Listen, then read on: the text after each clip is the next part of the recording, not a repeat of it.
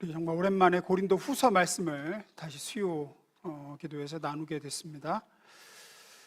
내용이 많습니다. 오래 되셔서 이어지지 못할 거라고 생각하지만 어쨌든 오늘은 3장입니다. 고린도후서 3장 차례인데 두 가지 나누겠습니다. 두 가지 하나씩 봅니다.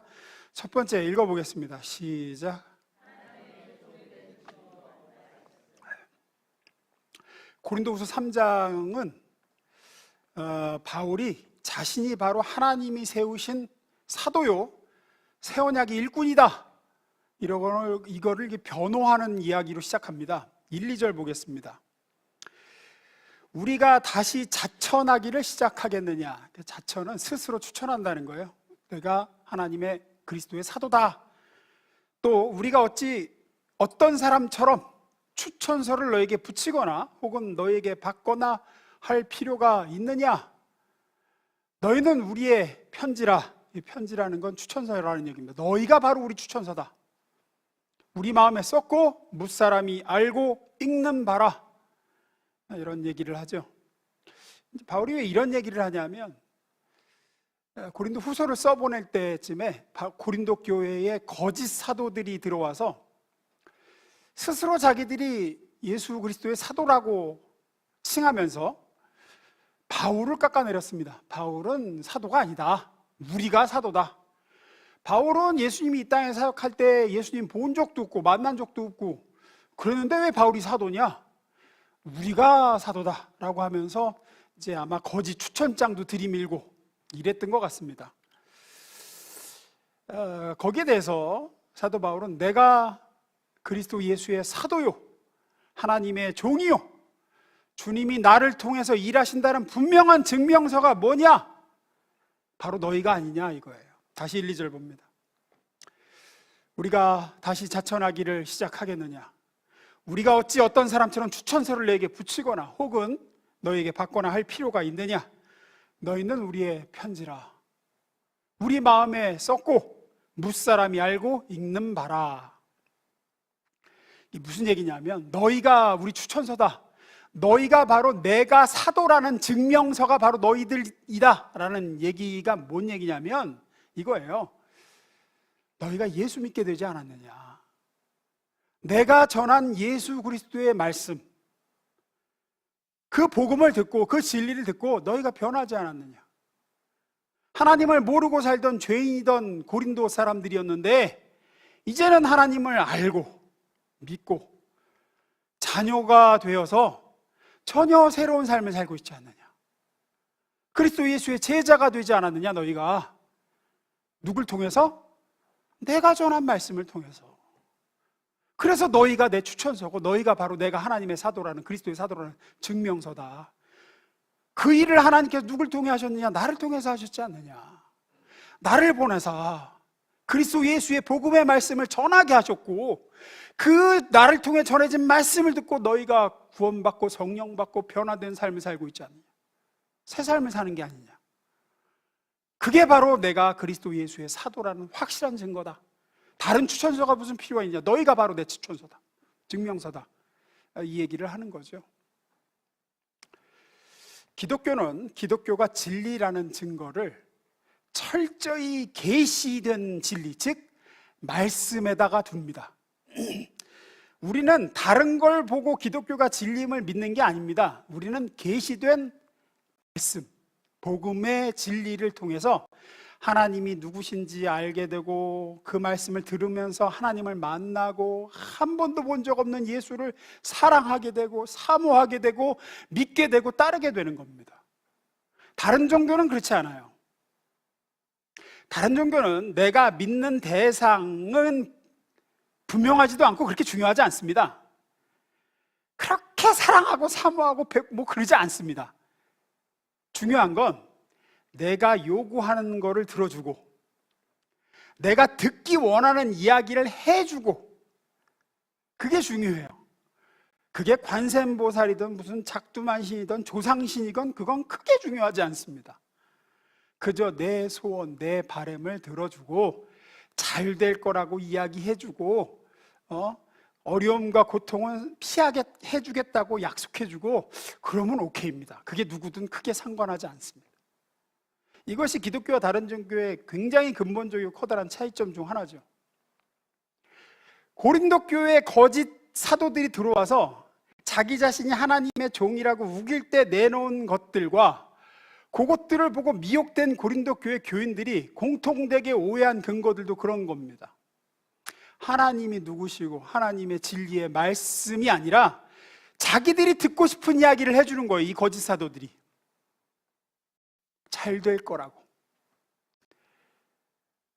그럴듯하게 포장하면서 하나님이 복 주실 거라고 그러고 고난은 다 비껴가게 해주실 거라고 그러고 하나님이 누구신지, 하나님이 정말 어떤 하나님이고 하나님이 무엇을 기뻐하시며 하나님이 자기 아들 예수를 보내서 너희 죄를 사하신 거, 이런 거가 아닌, 하나님 말씀이 아닌 그럴듯하고 달콤하고 듣기를 원하는 얘기를 해주는 거죠.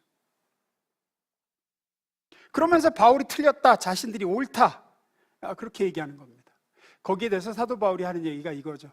나보다 그들이 말 잘할 수도 있고 너희가 듣고 싶은 설교로 너희 귀를 즐겁게 해줄 수도 있고 그럴듯하게 꾸며난 이 얘기로 너희에게 감동을 주고 웃음을 자아내고 눈물을 짜게 할 수도 있고 거짓된 복을 약속하며 너희 속을 후련하게 해줄 수 있을지는 몰라도 그들이 정말로 영적으로 너희를 변화시키며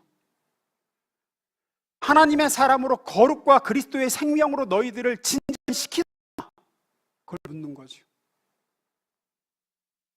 너희가 영적으로 변화되고 하나님의 사람으로 다시 태어나고 거룩과 예수의 생명으로 너희를 진전시키고 변화시킨 건 내가 전해준 그리스도 예수의 십자가 복음이 아니더냐. 이건 우리에게도 대단히 중요한 질문입니다. 왜냐하면 교회가 목사에 대해서 요구할 것과 목사가 교회와 성도에 대해서 요구할 것에 대해서 이 원칙을 벗어나서 안 되기 때문입니다. 무슨 얘기냐면 여러분들은 이 목사에게, 설교자에게 하나님의 말씀과 그 말씀으로 인한 격려와 말씀으로 인한 성장과 변화를 요구해야 됩니다. 하나님의 말씀을 요구해야 돼요. 그것이 설교자가 정말로 하나님의 종인가 아닌가 하는 유일하고 가장 중요한 원칙입니다. 하나님의 종은 하나님의 말씀을 대언합니다. 그 이외에 다른 거를 하는 건 하나님의 종이 아니라는 거예요. 그리고 그 말씀을 통해서 삶이 변하는가, 사람들이 예수를 알게 되는가, 하나님이 어떤 분이신지 깨달아가는가, 그들이 예수를 닮아가게 되는가. 사도행전 20장에 보면 사도 바울이 이제 에베소 교회 장로들과 작별하는 장면이 나와요. 다시는 못 볼 수도 있을 것 같아서 이제 작별을 하는 장면이 나옵니다. 사도행전 20장 17절 18절 봅니다. 바울이 밀레도에서 사람을 에베소로 보내어 교회 장로들을 청하니 오매 그들에게 말하되 아시아에 들어온 첫날부터 내가 지금까지 내가 항상 여러분 가운데서 어떻게 행하였는지를 여러분도 아는 바니 내가 어떻게 행했는지 여러분들 알지 않느냐. 20절 21절 유익한 것은 무엇인지 공중 앞에서나 각 집에서나 거리낌 없이 여러분에게 전하여 가르치고, 여기서 유익한 것은 하나님의 말씀을 얘기합니다. 복음을 얘기해요. 유대인과 헬라인들에게 하나님께 대한 회개와 우리 주 예수 그리스도에 대한 믿음을 증언한 것이라. 하나님의 말씀을 내가 전했다는 거예요. 다른 거 했다고 얘기하지 않습니다. 내가 뭐 이러지 않았느냐, 병 고쳐주지 않았느냐, 뭐 이런 얘기 하지 않아요. 내가 아시아에 들어온 첫날부터 지금까지 여러분 가운데 행한 건 뭐냐? 유익한 하나님의 말씀 무엇이든지 공중 앞에서나 집에서나 거리낌 없이 두려워하지 않고 부끄러워하지 않고 여러분에게 전하지 않았느냐? 하나님에 대한 회개와 우리 주 예수 그리스도에 대한 믿음을 증언하지 않았느냐? 그리고 나서 이제 에베소 장로들, 여기서 말하는 장로들은 지금 말하면 목사예요, 목사. 그래서 침례교가 그 장로를 인정하지 않는 이유가 성경이 말하는, 신약성경에서 말하는 장로는 지금 목사를 얘기해요. 이직분제예요. 장로와 집사인데 장로는 목사, 감독 다 똑같은 말이었어요.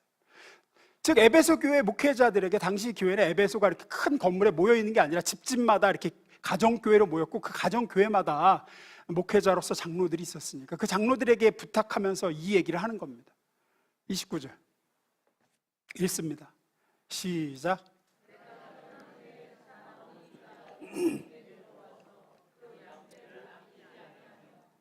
또한 여러분 중에도 제자들을 끌어 자기를 따르게 하려 어그러진 말을 하는 사람들이 일어날 줄을 내가 아느니라. 여기서 말한 어그러진 말은 뭘까요? 고린도 교회에 들어와서 거짓 사도들이 들어와서 했던 것과 똑같은 겁니다. 하나님의 말씀이 아니에요. 듣기 좋아하는 얘기를 하는 거예요. 그들의 귀를 즐겁게 해줄 이야기를 합니다. 지금도 이런 어그러진 가르침이 선포되는 교회가 너무나도 많습니다. 하나님의 말씀이 아니에요. 그러나 귀를 즐겁게 해주고 사람들을 즐겁게 해주고 듣기를 원하는 얘기죠. 그러면서 장로들에게 이렇게 당부합니다. 읽습니다. 32절 시작.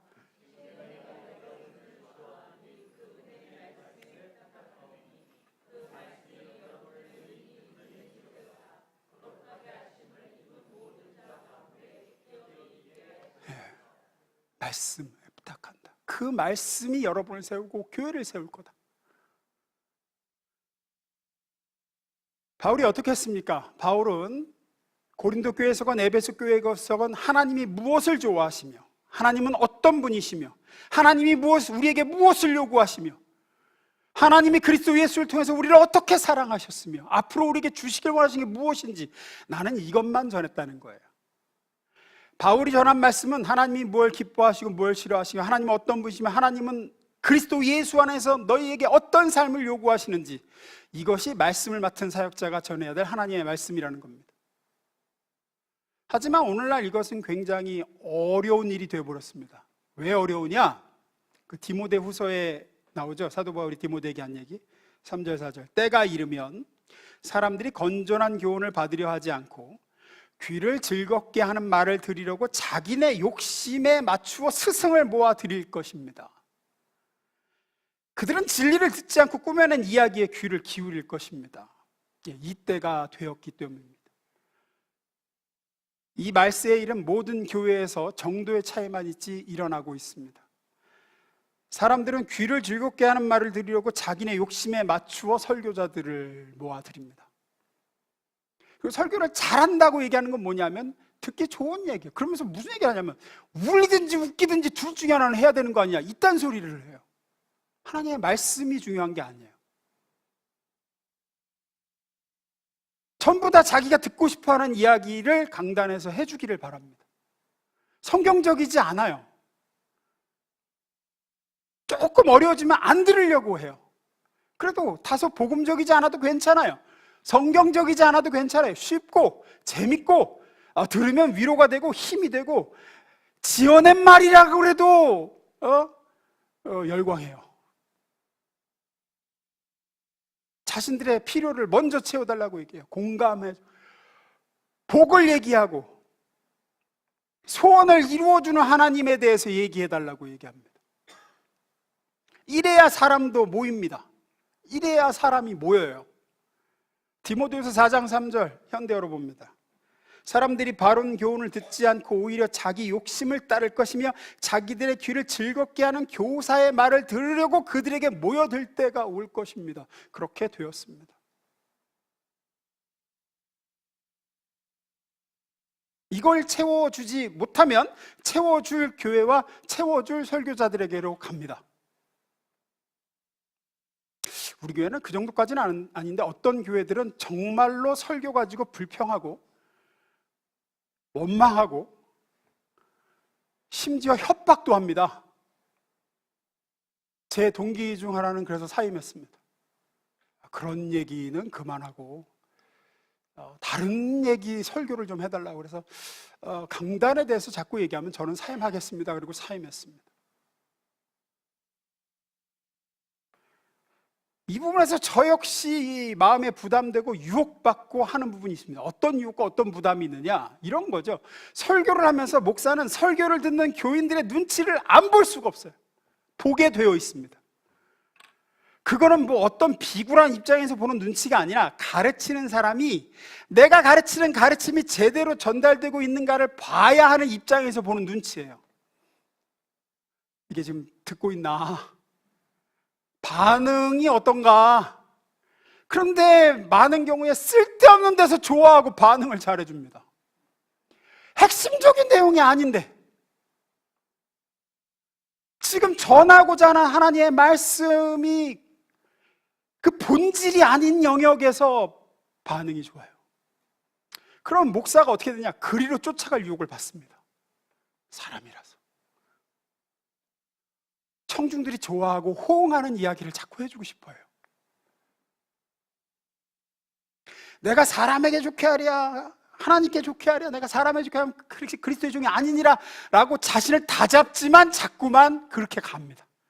반응이 오는 쪽으로 메시지를 던지고 싶어져요. 뭐 굳이 듣기 싫어하는 이야기하고 반응도 안 하는 얘기를 계속해서 전하고 싶은 설교자는 세상에 없습니다. 경고 섞인 이야기, 딱딱하고 어려운 기독교의 본질적이고 핵심적인 진리, 하나님이 누구시며 구원이 무엇이며 대속이 무엇이며 의가 무엇이며 경건과 거룩이 무엇인지 정말로 하나님이 어떤 분이신지 이런 얘기하면은 그냥 의식이 뻥하고 날아가는 성도들을 보면 아, 이런 얘기는 이제 그만하고 싶다, 그렇게 된다고요. 그래서 위대한 설교자를 만드는 건 청중들이라는 얘기가 맞습니다.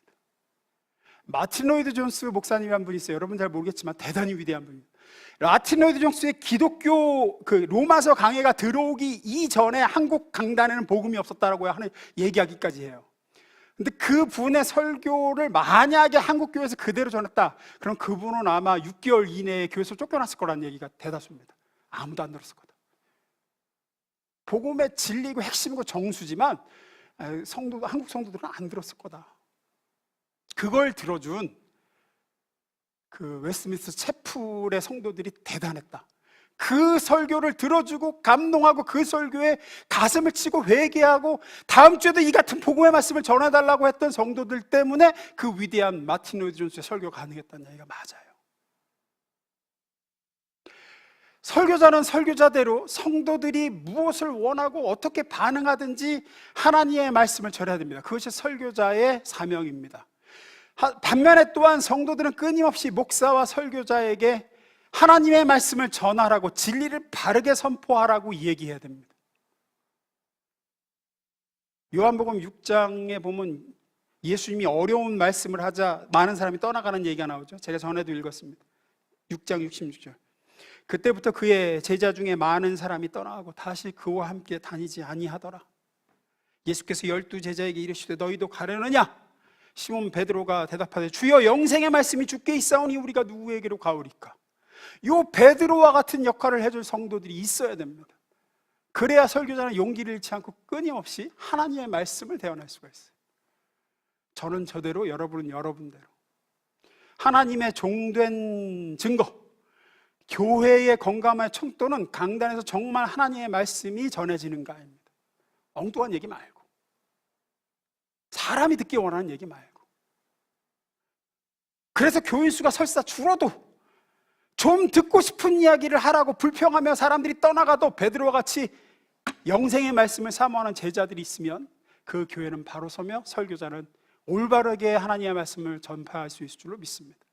저는 우리 교회와 우리 교회 설교자들과 우리 교회 강단과 성도들이 그런 성도, 그런 교회, 그런 설교자, 그런 강단이 되길 주님으로 축원합니다. 두 번째입니다. 읽어보겠습니다. 시작. 본문 6절 봅니다.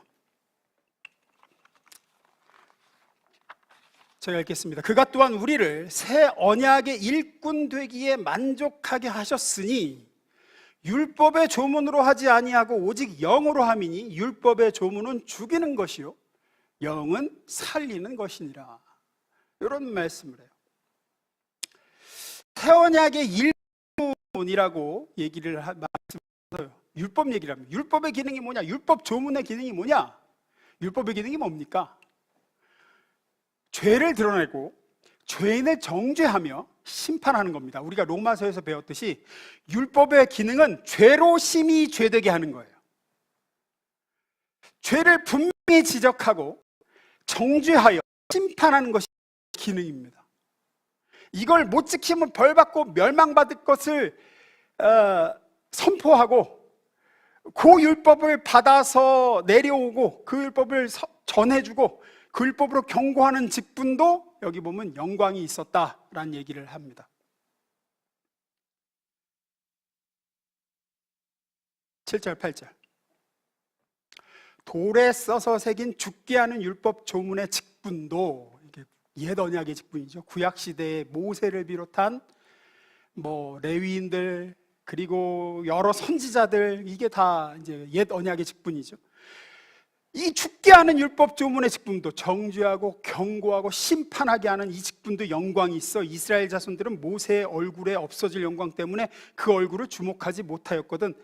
하물며 영의 직분은 더욱 영광이 있지 않겠느냐. 이 새 언약의 직분은 더 큰 영광이 있지 않겠느냐.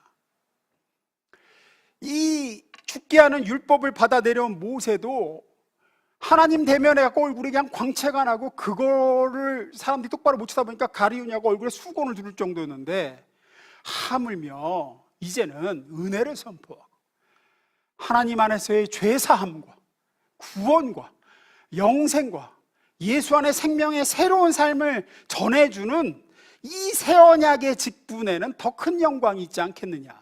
얼마나 큰 영광이 있겠느냐. 이 얘기를 하는 거죠. 우리나라는 일제강점기에 들어온 어떤 문화 때문인지 유독 그 법조계, 판검사의 힘과 위상이 막강합니다. 특히나 검사의 지위와 권세가 엄청나게 강하죠. 예전에 비해서는 지금 그래도 많이 그 검사의 그 위상이 조금 그래도 적어지긴 했지만 아직도 외국은 이 정도까지는 아니에요. 저는 모르겠어요. 저는 그래서 검사가 대통령 된 거 못 본 것 같아요. 근데 이건 잘못 보이면 이건 아니 보세요. 새파랗게 젊은이가 예전의 사법고시, 지금의 검사 임용시험에 합격하면 바로 3급이에요. 3급. 그리고 뭐라고 불리는지 아세요? 영감님이라고 불립니다. 20대인데 영감님이야. 경찰서장이 무궁화 4개잖아요. 총경. 몇 급인지 아세요? 4급입니다. 4급. 이걸 감안하면 엄청난 거죠. 경찰서장인 총경이 4급인데 검사 딱 닮은 3급이에요. 그보다 한 급수가 높아요. 그리고 많은 사람이 그 앞에서 무서워하고 주눅들고 두려워하고 떱니다. 왜죠? 정죄하고 심판하는 권세와 힘을 가진 지위이기 때문에 그렇습니다. 인간은 누구나 죄인이에요. 나면서부터 정죄된 신분으로 태어납니다. 우리는 누구나 다 죄 없는 자가 없어요. 그래서 정말 탈탈 털고 사소한 것까지 걸려고 치면 안 털리고 안 걸릴 사람은 없습니다. 그래서 심판하고 정죄하는 힘을 가진 쪽에 대한 공포와 외경심이 본성적으로 있어요. 그리고 한국 사람은 그게 조금 더 크고, 그래서 이 검사의 위상이 높을 수밖에 없습니다. 두려울 수밖에 없고, 칼자루를 딱 쥐고 있으니까. 그래서 누구를 딱 타겟으로 잡고 법조문 샅샅이 뒤져가면서 그 사람의 범법행위 낱낱이 밝혀내고 들면 자유로운 몇이나 되겠습니까? 두렵죠. 그게 검사의 직분이고 지위이고 권세입니다. 영광입니다. 어찌 보면 성경이 말하는 옛 언약의 직분은 이 검사와 같습니다. 반면에 사람을 고치고 살리는 지위는 뭐가 있을까요? 그런 직업이 뭐가 있을까요? 의사가 있겠죠. 의사가 참 멋지고 훌륭한 직업이지만, 하지만 검사만큼 힘이 있거나 사람을 두려워 떨게 하고 압도하는 권세를 가지지는 않습니다. 하지만 정죄하고 죄를 묻는 직업에 비해 사람을 고치고 생명을 살리는 이 의사라는 직업이 사실은 훨씬 귀하고 영광스러운 직업인 건 맞습니다. 검사도 물론 필요한 지위이고 직업이고 반드시 해야 될 역할이지만 어떤 게 더 귀하고 어떤 게 더 아름다우며 어떤 게 더 영광스러우냐? 당연히 사람을 고치고 죽을 사람을 살리고 불구가 될 사람을 다시금 새 인생을 살 수 있게 고쳐주고 회복시키고 하는 직업이 더 귀하죠. 검사는 죄를 밝혀내고 처벌하며 겁주는 것으로 사람을 움직이고 자기의 권세를 증명하며 확인합니다. 의사는 무엇으로 자기 직분의 영광을 증명해야 옳죠? 의사가 호령하고 겁주나요? 그래서 되나요? 안 되죠? 의사가 환자를 호령하고 겁주고 뭐 이러면 안 돼. 그걸로 사람을 움직이려고 들면 안 됩니다. 고치고 살려내고 그 당한 사고와 질병에서 놓여 다시 행복하게 살게 해주는 것으로 자신의 의사로서의 직분의 영광과 권세를 증명하죠. 그래서 평상시에는 별거 아니지만 죽을 병에서 살려주면 그냥 선생님 감사합니다 하고 그 앞에서 엎드리고 이렇게 되는 거죠. 이제 말씀드린 대로 구약시대 옛 언약의 일꾼들이 검사 역할을 했다면 신약시대 새 언약의 일꾼들인 저와 여러분은 의사의 역할을 하는 사람들입니다. 그래서 구약의 선지자들을 보면 엘리야, 큐티 생명의 삶을 하시는 분들은 이제 보셨을 거예요. 내가 하나님의 종이면 지금 불이 내려와 너희를 살릴 거야. 그러니까 그냥 엘리야 데리러 왔다가 그냥 불에 두 번이나 그래요. 내가 하나님의 종이면 하늘에서 불이 내려 너희를 살리라. 엘리사 보세요. 대머리야 올라가라, 대머리야 올라가라. 그게 무슨 얘기냐면 엘리사의 스승 엘리야는 털이 많은 사람이잖아요. 야, 네 스승 털 많은 엘리야가 불병거 타고 하늘로 올라간 것처럼 너는 털이 없지, 대머리인데 너도 올라가라 하늘로. 이 얘기를 한 거예요. 그러니까 얼마나 승질나. 그러니까 저주하죠. 저주하니까 어떡합니까? 바로 곰 2마리가 나와서 찢어 죽입니다. 무섭죠. 왜 이런 일이 벌어집니까? 모세 보세요. 모세가 안식일을 기억하여 거룩히 지키라는 율법 조문을 가지고 내려왔는데 얼마 안 있다가 안식일에 나무하러 간 사람이 있었어요. 어떻게 되죠? 돌로 쳐 죽입니다.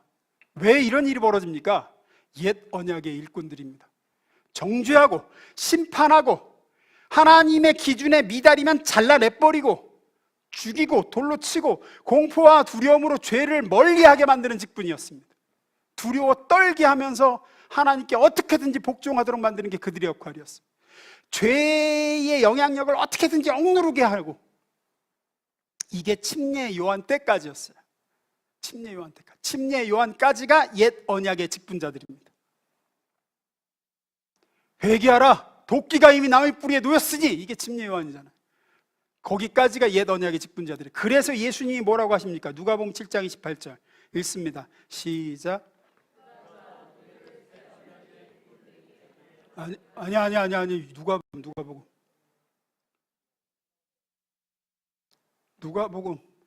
누가복음이 아니잖아요. 이거 지금 고린도 후서예요. 이거 어떻게 된 거예요?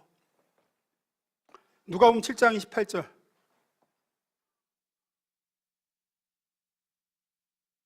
제가 읽을게요. 됐어요. 제가 읽을게요. 내가 너희에게 말하노니 여자가 낳은 자 중에 요한보다 큰 자가 없도다. 예수님이 하신 말씀이에요. 그러나 하나님의 나라에서는 극히 작은 자라도 그보다 크니라.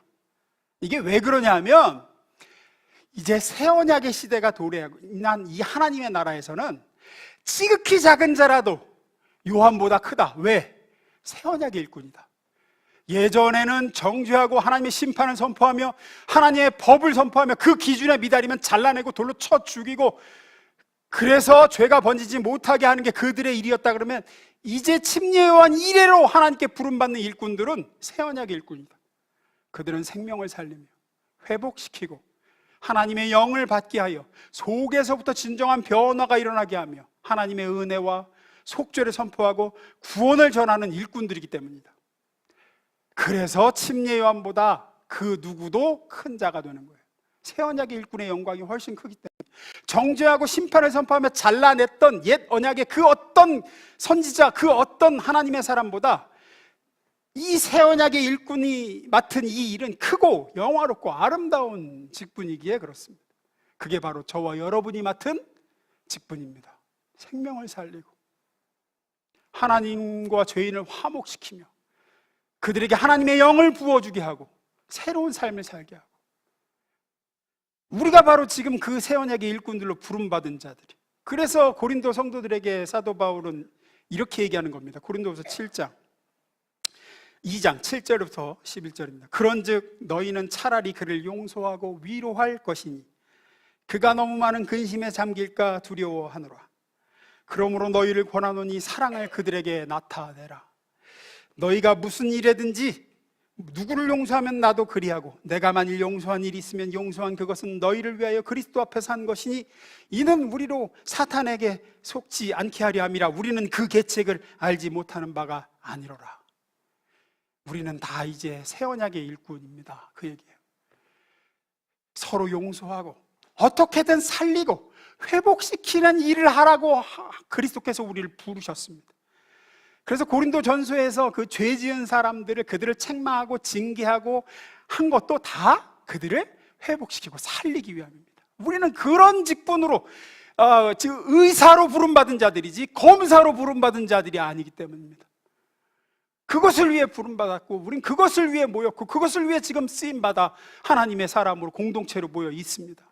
사단의 계책은 우리가 옛 언약의 일꾼이 되어 구약시대처럼 하나님의 법을 들이대며 서로 정죄하고 잘라내버리고 은혜가 아닌 두려움이 가득한 공동체가 되도록 하는 게 사탄의 계책입니다. 거기에 빠져서는 안 됩니다. 그러니 용서하십시오. 회복시키는 쪽으로 가십시오. 살려내는 쪽으로 가야 됩니다. 그게 새 언약의 일꾼으로 부름받은 교회가 할 일입니다. 그 얘기를 하고 있죠. 그냥 옛 언약계처럼 옳고 그른 걸 따져서 심판하고 안 돼, 미달이면 어떻게든 잘라내버리고 정죄해서 돌로 치고, 이거는 아니라는 거예요. 그거는 우리가 할 일이 아닙니다. 우리는 새 언약의 일꾼으로 올바로 기능하고 사역하도록 해야 됩니다.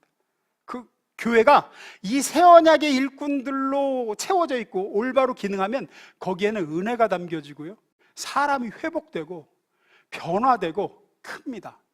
도저히 안 변할 것 같은 사람이 변화되는 역사가 새 언약의 일꾼들로 채워진 교회에서 일어납니다. 저는 우리 교회가 그런 새 언약의 일꾼들로 채워진 새 언약의 공동체가 되길 주임으로 축원합니다. 이 시대에 참된 의사로 칭송받는 이국종 교수님이란 분이 있습니다. 아마 이름 들어보셨을 거예요. 지금은 국군 대전병원 원장님으로 계십니다.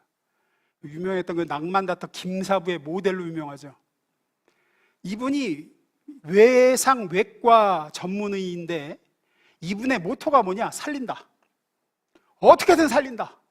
이게 이분의 모토죠. 유명한 몇 번의 그 수술이 있었죠. 해적, 그 아덴만 여명작전 때 그 소말리아 해적들에게 총 6발 맞아가지고, 사실 한 발만 맞아도 사람 죽잖아요. 근데 6발 맞아서 다 죽어가던 그 석혜균 선장을 끝내 살려냅니다. 판문점으로 귀순하다가 5발 총 맞은 북한군 병사, 여기도 살려내죠.